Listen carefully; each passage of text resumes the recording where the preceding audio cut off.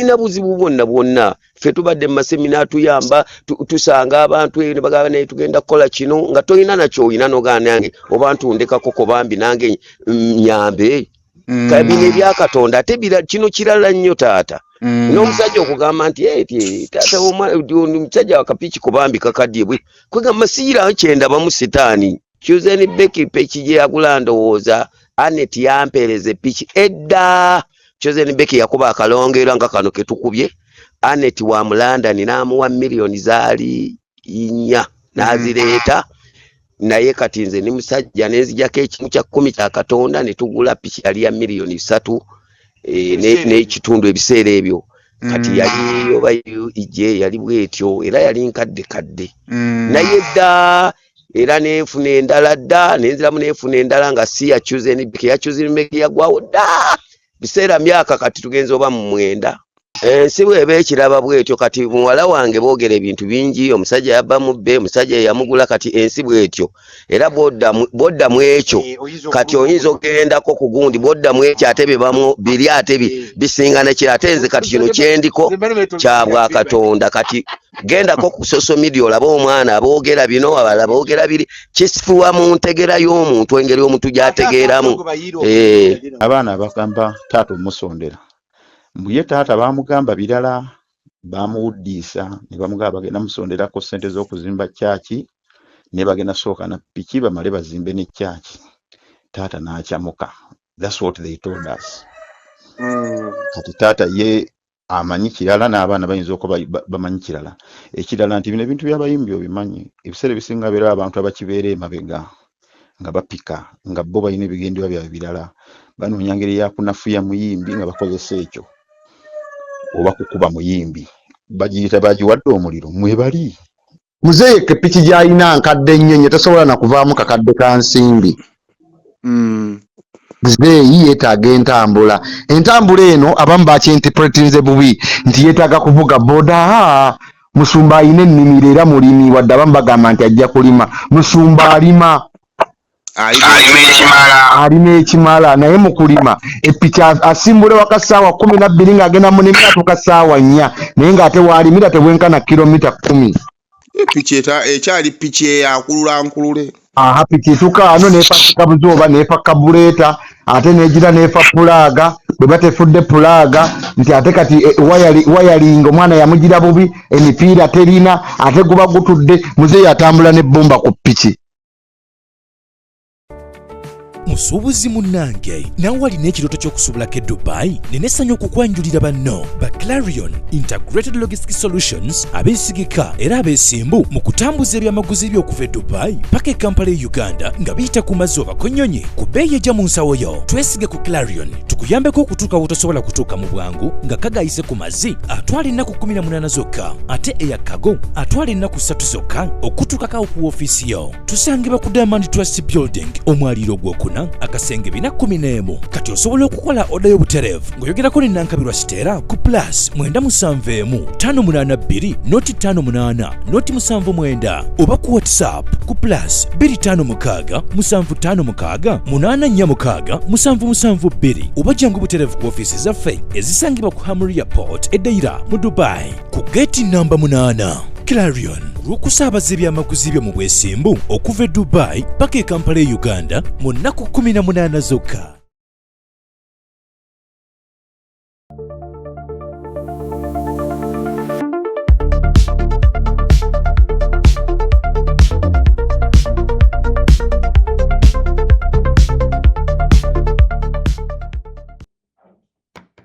Kale kusema official na gyosinzira okubanga atotulaba nkubuuzaako nenkwebaza okubeera nga atotwegasseeko olunaku olwaleero kansubire nti no bitambula bulungi na gyosinzira okubanga atotulaba lunaku lwa Sunday. Kale mwebali kubanga ate mukedde. Kale munzikirize mbategeezeeko kuba naffe aba Rosemore Beddings batunda bya mu kisenge ogenda basanga Kasubi bw'otuuka ku bitaala bw'oti ng'agenda Namuŋŋona we bali okutegeeza nti nno bw'obanga oyagala kutereeza kisenge ekyo kirabike bulungi aba Rosemore Beddings be bajja okuba nga ate bakuwa empeereza ennungi. Batunda masuuka, pillowcases, blanketi na buli kimu kye weetaaga eky'omu kisenge bakirina enamba z'essimu ze ziri awo ku screen bakubireko ebisingawo okusobola okuba nga ate obitegeera. Kale banafa ba Airtel bakutegeeza nti nno essaawa zino osobolera ddala okusasula bills ez'enjawulo ng'okozesa Airtel Money. Kati ekipya kye twakagattako ye banafa ba URA kusasula misolo.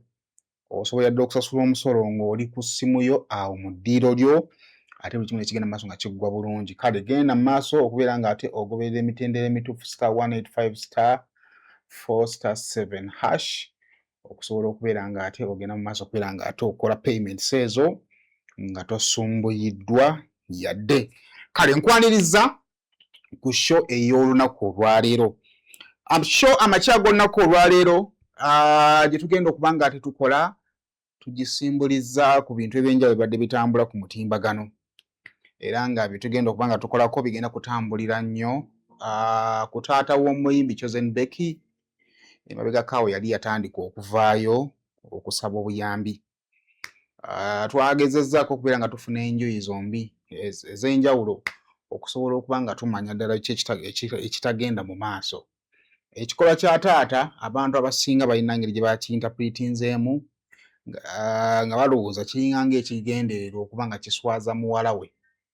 Taata w'omuyimbi Nakinku okuba nga ali ku mutimbagano asabiriza. Kibanga ekyagala okulaga nti oba muwala we takoze kimala kusanyusa taata we. So tugenda nga tetonnasala gwa kawala kugusalira taata nti kyakoze kibi ekisemberayo ddala nga tonnagusalira muwala nti taata we atuuka atya okukola ekyo labika oyina obuvunaanyizibwa bw'otakoze. Waliwo abanenya munnamawulire abeera naye ku live. Twagambye tugenda kuba nga tubafuna ate okusobola okuba nga buli sayidi tugiwuliriza kituyamba okumanya ani ayinza okuba nga mulimba. Nze nganze obukosi nange nina bye nalabyemu. Ekisooka kyandiba nga taata takyabeera ne maama wa Chosen Becky okusinziira ku bye nninga nga bye nalabye. Either baayawukana dda oba tebakyasobola kubeera bombi ate nga taata akyalina obulamu bw'akyalina okutambuza. Kati ng'omuntu omukulu ebiseera ebisinga abaana basobola okukulabirira oba basazeewo okukulabirira nga ggwe omuntu. Naye ate abalala abaana abakwegattako ba famire ekwegattako kiyinza okubeera ekizibu okukubira omwana wo omunnyonnyola omuwa ssente ng'omutegeeza nti mukyala we akusabye kino atali maama we. Kitegeeza ekyo olina kukikola nga musajja ne weebeezaawo. Kati mu process eyo tuyinza oba twamaliriza nga tutuuse wano. Kale kakati tugenda tutandika emboozi eno. Ekisooka ne sayidi ya Chosen Becky. Naye tunagenda ku sayidi ya Chosen Becky. Abamu muyinza oba vidiyo ze munnazirabako. Njagala nsooke nkuwe vidiyo ez'enjawulo babeera ku mukutu gwa TikTok okwo. Taata mwabadde nga basinziira okuba nga ate bakola lives mwe basabira abantu okubayambako. Sooka mpe vidiyo ze tuba tutandikirako. Obuweereza buno buyitibwa God's Mercy tukyazimba mpola naye twetaaga abatutuuse ku biima wano we twasibira. Twetaagayo ku amabaati twetaagayo amabaati nga 8. Emiti twetaagayo nga 203. Bwe tutyo bwe tuli awo naye nga tuyimiridde Katonda. N'omusenyu mukyagwetaaga. N'omusenyu seminti tubyetaaga naye omuntu yenna munnange bw'abanga Katonda bw'aba akutteko kubanga okolera Katonda osobola okukungula nga alina piki gy'alina naye nkadde nnyo. Piki nkadde erimu ssente mmeka tutandikire ku ezo njimuguleko tugattegatte. Muzeeyi piki essaawa eno tasobola weza kakadde ge mazima. Era zonna ezigirimu tuze tutandikirako ne tunoonyezaako endala. Ndi musuubuzi wa piki ssebo. Tunoonye labayo Kayondo. Tunoonye ssente. Enamba bakugambye egisindike singa bataddeko dda ssente. Yannemye owandiika wano. Eri 0759 0759. Yakulemye okuwandiika kuno. Tewali buzibu.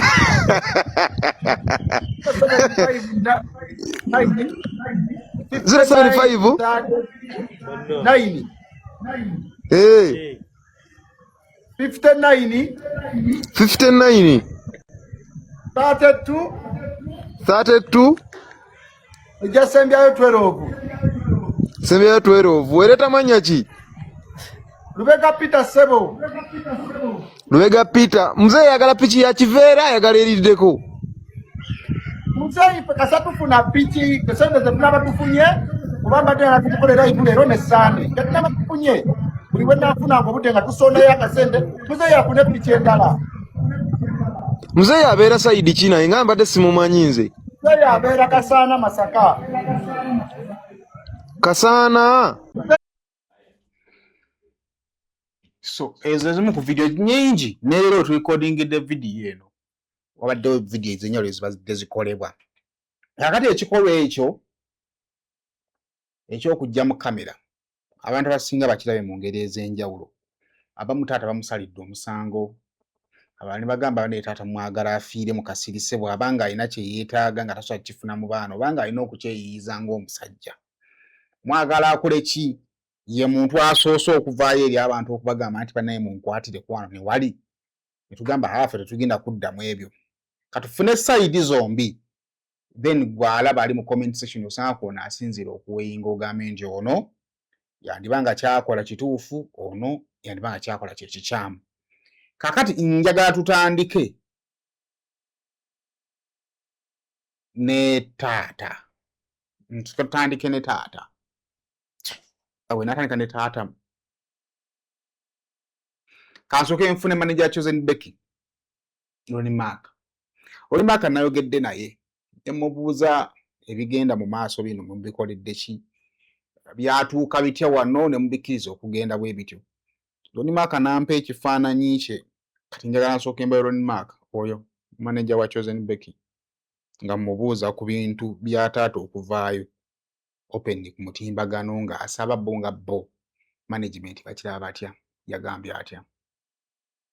Becky tuyinza obutafuna statement ye right now kubanga nayogedde naye wiiki eno naye nga ali stressed muko era ng'ebimu stressing ebimu byekuusa kuki ku nsonga za taata oyo kubanga Becky ye ng'omuntu tabadde nnyo na connection nene nnyo na taata we kubanga akuze na maama we naye abadde akola kyonna ekisoboka okulaga taata nti tamusosola tamuboola era nga buli kyasaba akimuwa ne piki eyo yennyini taata gyagamba gye bamusondera Becky yakwatako piki n'agimuwa ate bwe yagimuweera ebiseera ebyo Becky yali tannaba na kufunamu kasente kake kogamba nti atandise okwekolera atandise okwefuga atandise okwekwatira sente ze yali akyali eri mu management katalina sente naye era sente ze yasooka okufuna kwali kugula TV nzijukirako era abasinga ebifaananyi mwabiraba nga akwata piki nga agikwasa taata n'ebirala byonna taata byazze nga musaba yamutwalako kebweru n'ebweru yamutwala oba mujjukira yali agenda e Germany ne Netherlands yagenda naye okitegeera kuba nzijukirako eyo trip nze yali alina okugenda ne Becky nemugamba sigenda kugenda kwe kuteekawo taata okitegeera so ngeza okulaga nti azze buli kimu kyayagala akimukolera kati oli ne bwakola live n'agamba nti bamusondera piki taata ng'omubuuza kyogamba Becky takuwanga ku piki mpya otegeera kyegamba naye lwaki nti kale newe yandimwebuuzizzaako ng'omwana nti kino kyengenda okukola nkikola lw'ensonga bweti ne bweti byonna byonna tebiriiwo kyova nti omwana ali stressed muko ekyokubiri nti bw'obalabalamu bino ebintu abasinga badde batugamba nti bano abaana bagamba taata omusondera ye taata baamugamba birala baamuwuddiisa ne bamugamba bagenda musonderako ssente z'okuzimba kyaki ne bagenda sooka na piki bamale bazimbe ne kyaki taata n'akyamuka. That's what they told us. Kati taata ye amanyi kirala n'abaana bayinza okuba bamanyi kirala ekirala nti bino ebintu by'abayimbi obimanyi ebiseera ebisinga beera abantu abakibeera emabega nga bapika nga bo balina ebigendebwa byabwe birala banoonya ngeri yakunafuya muyimbi nga bakozesa ekyo oba kukuba muyimbi bagiyita bagiwadde omuliro mwebali kyova nti bwoli information bwe kutuukako n'omuyimbi emutuukako oluusi ne bimusstressinga ng'ategedde nti waliwo abantu abalala babiri emabega. Kakati kitegeeza omuyimbi talina nteekateeka ya kujja taata mu mawulire kubanga taata gyakumubeera mu kamera kifaananyi kya muyimbi kyekifa. Anti kati omuyimbi ebiseera ebisinga mu nsonga bwezi eza taata oluusi amanyi okuinvolvingamu oba maama we namugamba maama ayogerako ne taata ku nsonga eno oluusi ne taata n'ayogera naye naye nga bwe gambye nti omwana takuze nnyo nga bali close nnyo ne taata we nti akuze ali close nnyo ne maama we kati kitegeeza nti n'ebintu ebimu tebaba nnyo na mboozi egenda wala nnyo okusinga oluusi ayita mu maama we naga maama ayogerako naani ne muzeeyi ku nsonga bweti ne bweti era maama n'akikola kati era that's what we expect kubanga ye yabika yagezezzaako naye ndowooza ne kikalubamu kubanga omulaba nga ali stressed mukko era siyinza kulimba essaawa eno ali stressed mukko lwa nsonga ezo kikulaga nti maybe she tried naye taata ng'akyakalubyemu ate nga ne taata naye oyinza obutamunenya nnyo kuba baŋŋambye abaana bamusuubiza ebintu bingi nga mulimu n'okumuzimbira kyaki.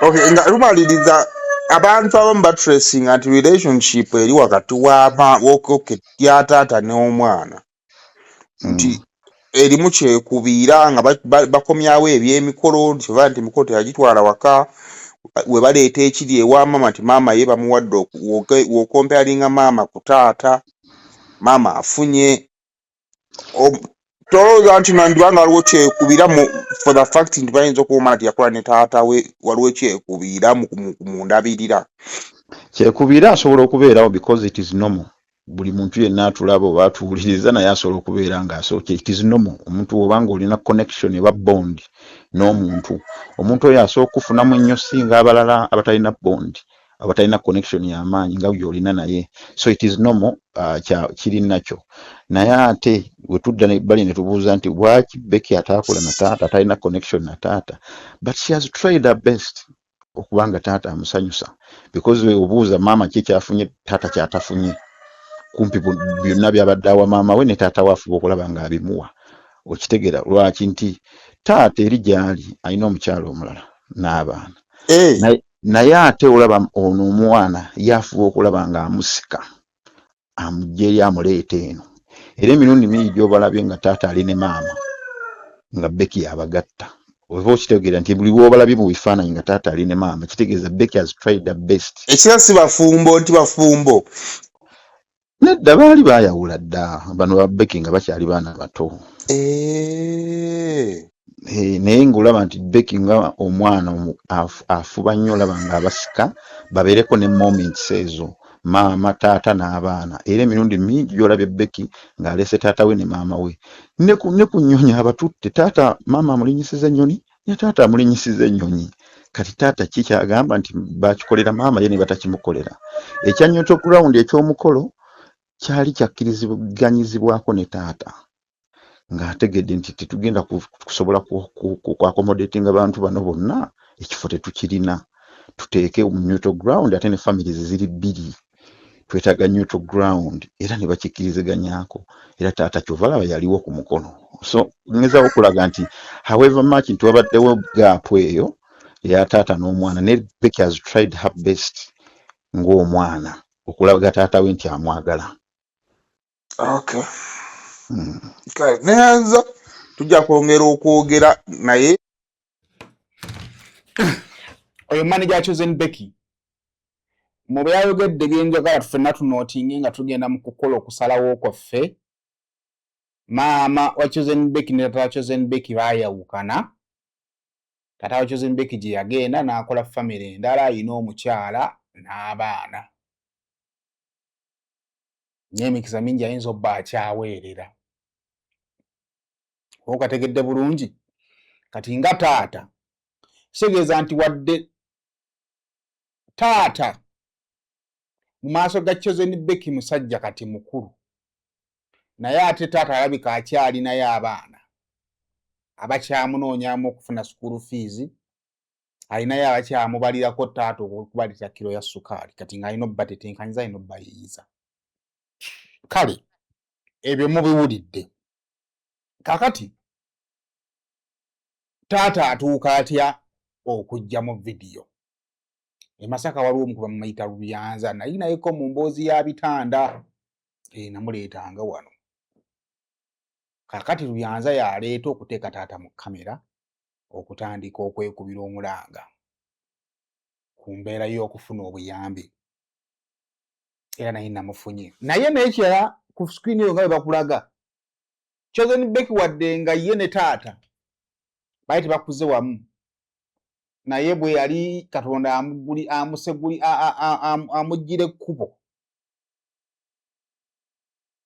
mube yatwala ebweru ne taata yamutwala kebweru era kwolwo olunaku Chosen Becky yali atwala taata we wa bweru era yamutwala kitegeeza kabadde kajjukira taata waako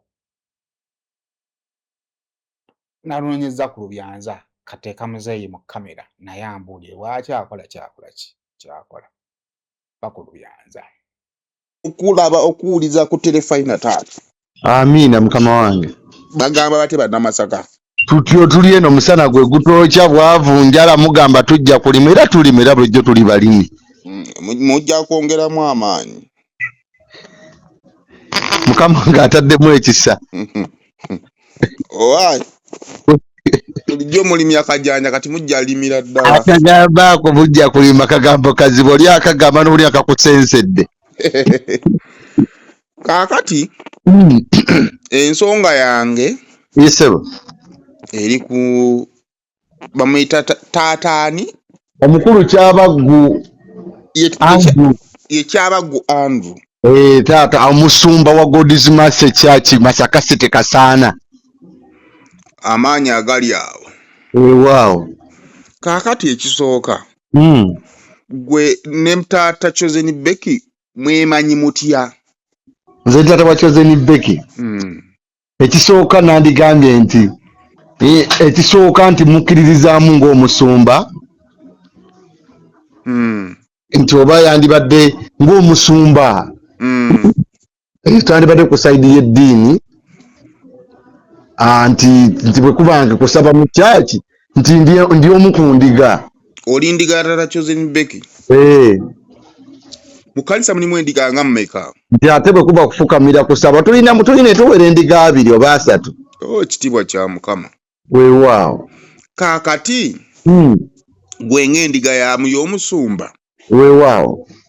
mutuuka mutya kussa erigamba nti omusumba k'omuteeke mu kamera wadde ng'omanyi nti background ate taata wa muntu ow'amaanyi mu ggwanga mutuukawo mutyawo Nsuubira nti taata wa Chosen Becky oba musumba Kyabaggu si yasoose ogenda mu kamera. Ate omuntu yenna aba nga yeetaaga obwetaavu nga ye yandibadde solution ng'endiga teyisobola kuzimba kyaki nga weeri obusobozi nga tetubulina kuba kyaki yeetaaga amabaati 10 nze Lubyanza nawaddeyo amabaati 2. 20 alimu 2 ga mitwalo 5 kitundu. Okay. Nawaddeyo amabaati 2. Era nja kukulaga Mukama nga ngatwalayo. Bwebanga kyaki yeetaaga amabaati ga miliyoni amabaati 10 size miliyoni nga mmeka 10 mirundi mugenda gula lya mmeka bya mitwalo 5 n'ekitundu. Kati tujja tugenda mu maaso tubaale mpola mpola. Ndowooza tukatuuka mu bukadde obutaano ndowooza. Si bokka. Si bokka 5. Obukadde 5. Kakati mukadde 5 pichaki yeetaaga emiti. Yeetaaga seminti. Kakati etuuka ku mutindo gwe kanisa. Kakati wembanga sina busobozi nga muzeeyi yeetaaze obusobozi obwo ne tudda ku internet kuba bulijjo tubalaba Katonda waliwo ba blessingira awo nga naffe ettabi tusobola okukozesa okulabika nti tufuna obuyambi. Okay. Nsuubira tewandiwadde wabi. Lubyanza oli wa mawulire. Essebo. Omanyi kye bayita the impact. Kugenda mu kamera. Essebo. Wakirowoozaako nti Yesu wadde taata ali mu bwetaavu naye kiyinza kukosa kitya muwala we ensi eyinza kitwala etya ekyo wakirowoozaako? Ate si kye kyokka muzeeyi teyeetaaga kanisa yokka. Muzeeyi epiki gy'alina nkadde nnyo nnyo tasobola na kuvaamu kakadde ka nsimbi.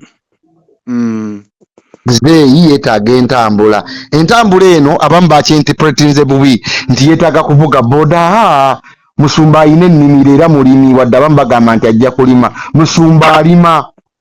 alina ekimala naye mu kulima epiki asimbula waka ssaawa 12 ng'agenda mu nnimiro atuuka ssaawa 4 naye ng'ate waalimira tebwenkana kilomita 10. Piki ekyali piki eyakulula nkulule. Aha, piki etuuka wano n'efa kabuzooba n'efa kabuleeta ate n'egira n'efa pulaaga bwe batefudde pulaaga nti ate kati wayalinga omwana yamugira bubi emipiira terina ate guba gutudde muzeeyi atambula n'ebbomba ku piki n'agyepikira buleeki ate agisibire no wansi olugira nga ate buleeki pana ekuba ekiyinja. Muzeeyi n'akamusanga ku kkuba emirundi 2 ku Masaka Road piki ng'ezikiridde wakati mu luguudo. Piki etambula empala kyagivugira mu kkubo terimu ssa. Kati ate ayina okugenda mu katale ofuna enkota y'ettooke. Muzeeyi aŋŋamba Lubyanza nze okwata ssente okubantu wano okundetera amakeesa amatiribona n'okunnyambaza wano amakanzu ng'omulambo gwange guli wano mu ddiiro. Owulira ababasayimo? Mpulira. Ebyange mu buyimpe asobola okumpa omutwalo agumpe. Asobola okumpa emitwalo 2 agimpe. Otyo. Nze mummaleyo. Mu mutima mulungi. Kakati wakati mu bwetaavu obwetaavu bw'ekkanisa buneneko buyinza okwetaagako obuyambi bw'abantu. Obwetaavu bwa booda wakitaata teyaddayo eri muwala we yamuwa booda eyasooka oba yamuwa booda eyo gy'avuga. Saimo nandikusabye enkolagana eri wakati wa tata wa Chosen Becky ne taata tusijja gigenda munye era saagala namwogerako Chosen Becky naye kye nandiyagadde okwogerako nti waliwo ebintu byo nga byo taata n'omwana ebitali bulungi ate byesitajja kuyingirira omulungu ate nsubira nti era taata okujja ewa Lubyanza gwamanyi nti Lubyanza gwalabye obukulu mutabani we kuba kati taata yanfuula mwana kati era olugira nga era yakava kunkubira Lubyanza wasuze bulungi oli otya taata era lwennyedde waka n'emmere empaata. Akuvulidde ddala mwana n'atera kutandika kuyimba. Era ssebo towewunyanga mu kwaya live ngitaddeko nga nange ndi maaso wali mu kwaya nga ssebo ntendereza n'okusinza. So wandibanga waliwo ebitatuukiridde wakati w'omuzataata n'omwana ebyetaakutereezebwa naye nga bitereezebwa bo. Bo nga bbeera byesitajja kuyingirira. Kaakati mbadde nyogirako ne manager. Nga eno information eri mu kampu ya Chosen Becky. Mwatuuza taata mumulimbalimba nti bwe munaagenda ku live mujja kufuna ssente. Taata nakkiriza. Tekyali kirowoozo kya taata agenda ku live mmwe abaali baagala okufuna ssente mwe mwamutwala ku live. Kaakati era naffe option kuba kaakati Saimo kati olinga ngamba nkwate ka mukalakaasa nende mu katale ntandika okusondera ku Chosen Becky ntandikire ku bwero kamu ngende mu nnyeda ate nja zifuna.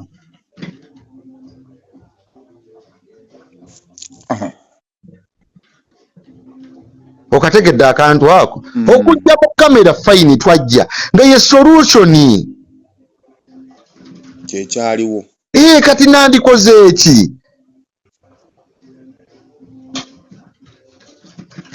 kubeera nange najja nga nkimanyi ngenda kufuna ssente ge mazima Saimo kati ate Saimo n'ekirala Saimo mpulira nze dda nakolimiranga taata wange oba nanyiiganga nnyo nga taata tangulidde lugoye lwa Kuliisimansi ngera kimpisa bubi nga taata olumu bimulemye Muzeeyi Ssentonge Namayumba ono w'omubusiro.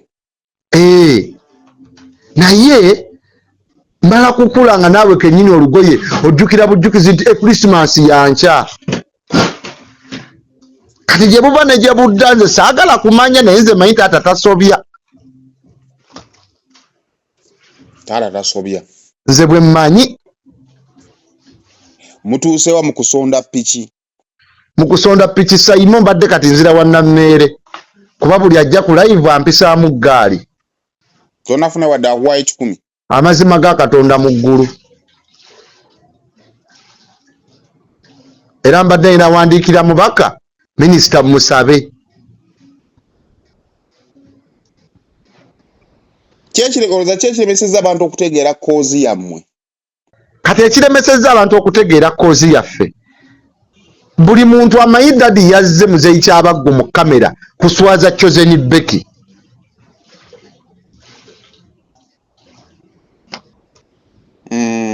Nti ate Chosen Becky ennaku zino alina ebizibu bye ng'omuntu. Oba agezaako okulaga kamera nti ye buli kimu kiri perfect.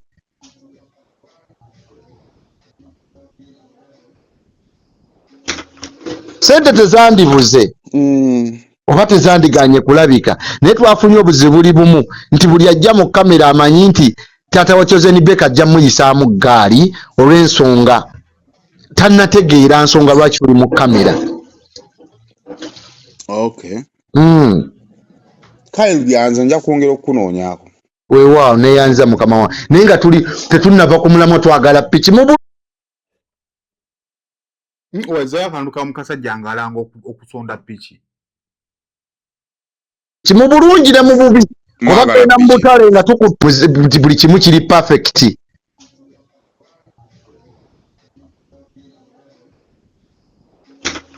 Sente tezandibuze. Oba tezandiganye kulabika. Naye twafunye obuzibu buli bumu nti buli ajja mu kamera amanyi nti taata wa Chosen Becky ajja muyisaamu ggaali olw'ensonga tannategeera nsonga lwaki uli mu kamera. Okay. Kale byanza nja kwongera okunoonyaako. Weewaawo neeyanza mukama wa. Naye nga tetunnava ku mulamwa twagala piki mu bulungi ne mu bubi. Oba genda mu butale nga tukutte akazindaalo twagala piki. Era se bw'oba olinayo kampuni yonna esobola okututaasa nga yeena esobola okututegeera etugulire piki. Kale kambagambe wano. Ensonga muziwulidde. Ebyo ebigambo bya Lubyanza. Bakubifaananyi ya piki twaye bwefaanana.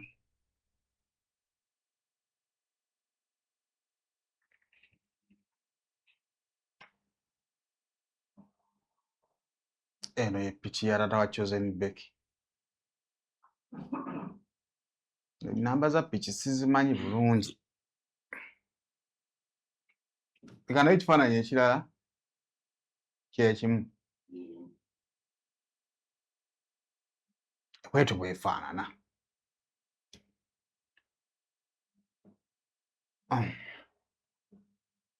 Kaakati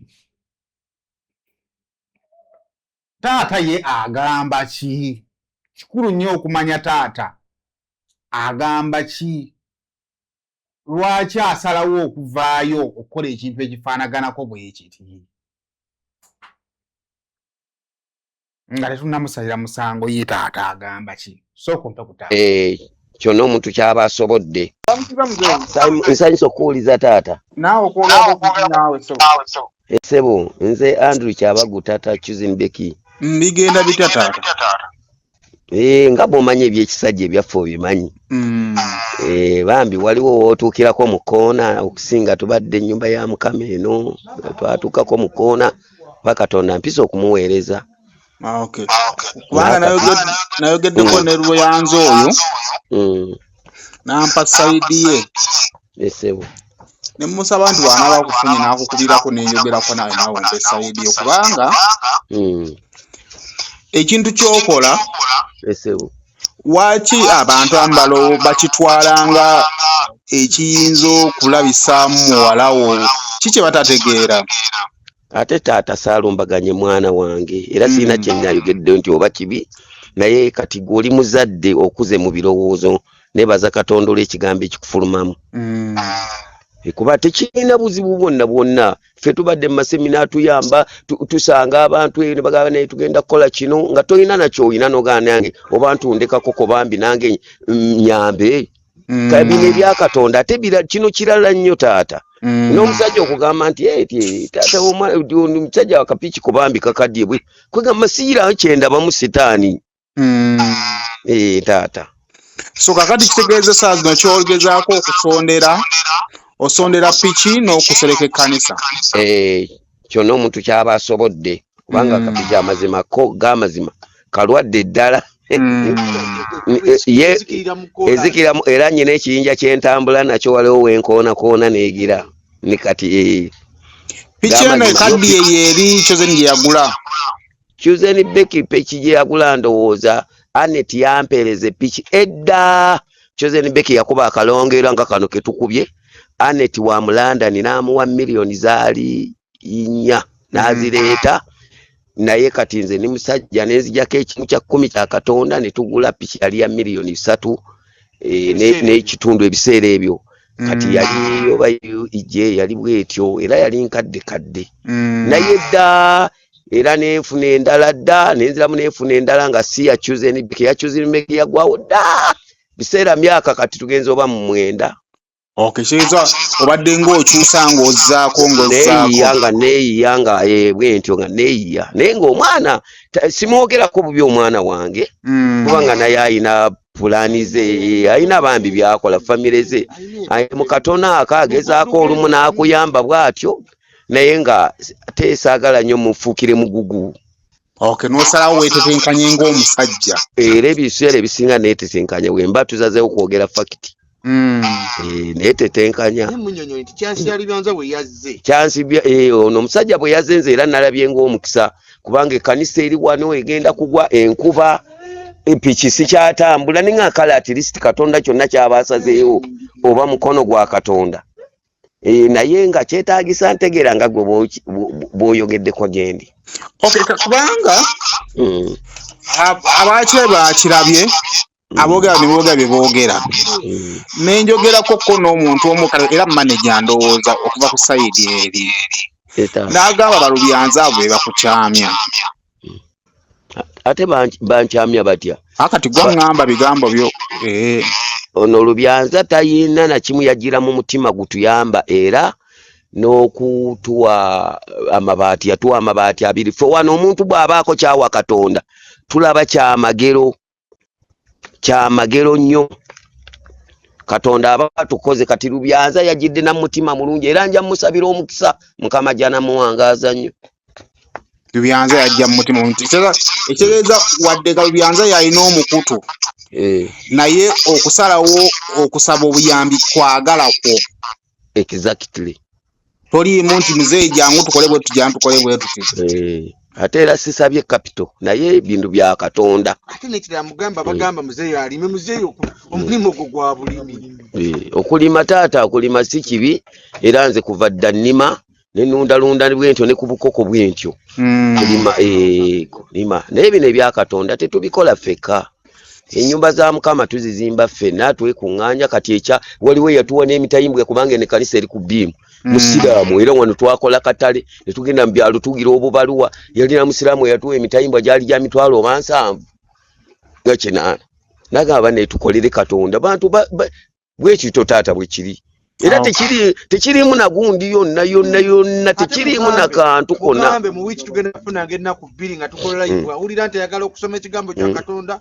ajja kibeeranga kate nga bwe tusigala ku mulamwa paka kyachi ng'ewedde kati muzeeyi nga nkuta mugende ku live taata waliwo ekigambo kyemmanyi oyinza okuba gwe oli muntu wa bulijjo naye era obimanyi ba celebrity obamanyi taata okay kino kigambo kya Katonda naye wakirowoozaako engeri ensi gyeyinza okukirabamu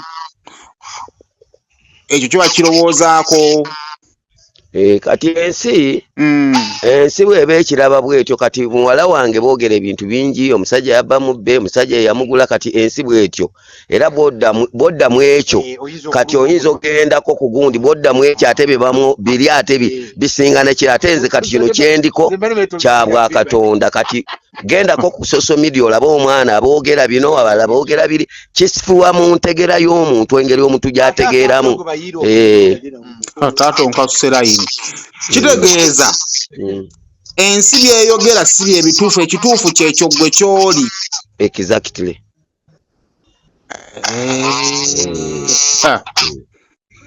kati omundi yandeetaaze okuyamba enamba z'essimu muzirina ozimpe wano nange nzigatteko wano kati katukose namba ye kati enamba yange nsobola ogikuwa era ono agambye agenda kuteekako ku screen enamba namba ya muzeeyi bwabagamba eyange muzeeyi sente njagala mubba kati kantekeke namba ya muzeeyi lwakuba kyentya kumukubira n'atalina kyalya n'amuleekaanya n'atalina kyali kyentya Saimo kati gwe taata individual Saimo nsonyiwa okuyita erinnya bwentyo kuba abantu mbassaamu ekitiibwa Mr.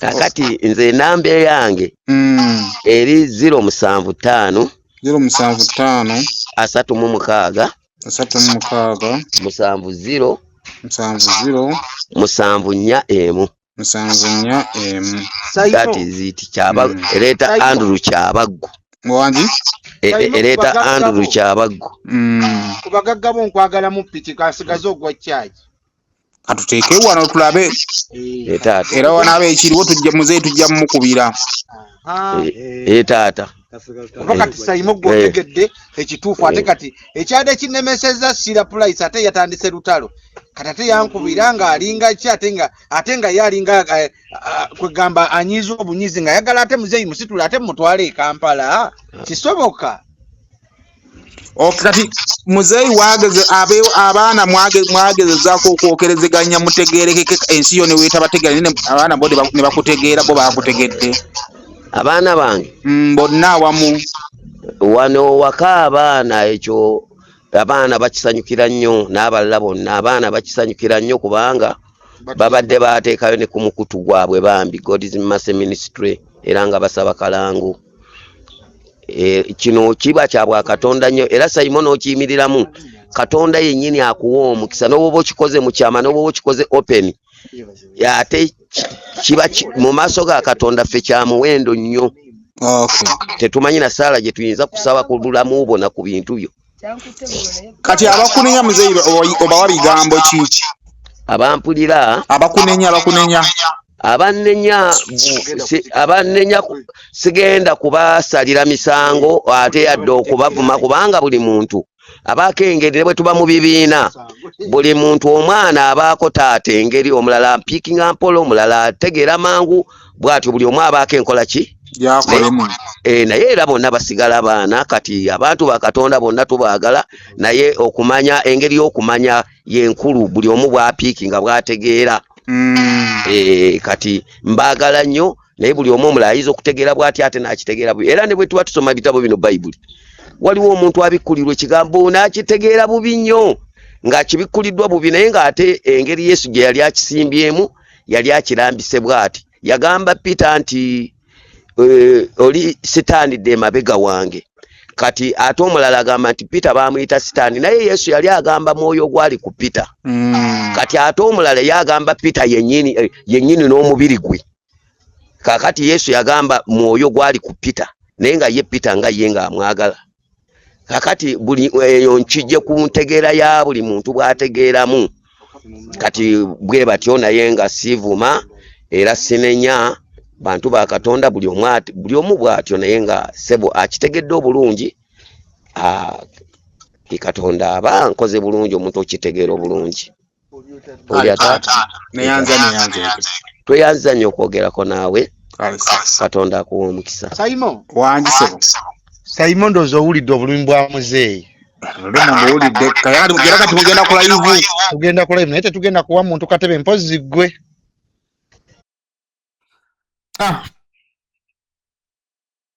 ensongondo zamuziwulidde taata ekisooka musumba alina omulimu gwa Mukama gw'atambuza taata alina famire alina abantu ab'okulabirira kati awo mba nkirekera ggwe okusala omusango ng'ogusalidde ku nnyingo ezo essatu ng'ozitegedde nga sayidi ya Chosen Beki ogiwulidde sayidi ya taata ogiwulidde sayidi y'abamukyaza ogiwulidde